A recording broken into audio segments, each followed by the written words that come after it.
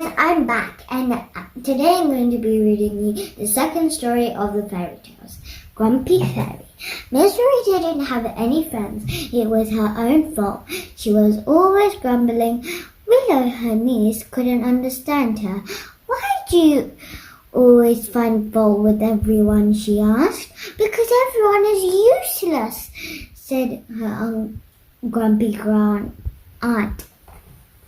One day, Misery told the fairy who baked the bread, "Your bread is too soft. I like crusty bread."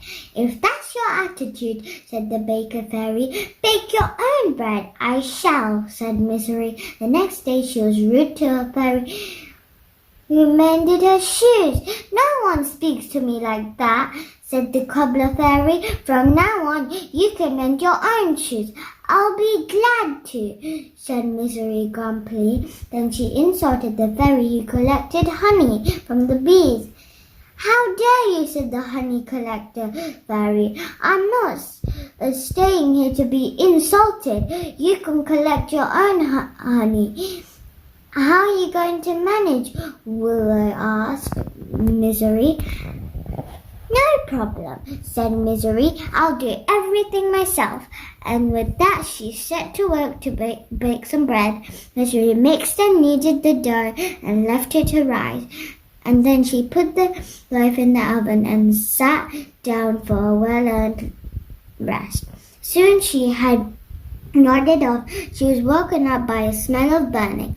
All that was left of bread were a few burnt cinders.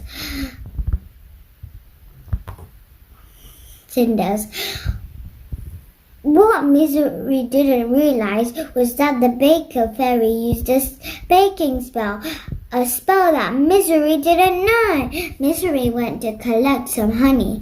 She waved her arms at the bees buzzing around the hive, shouting, "Out of my way, bees!" They didn't like it one little bit.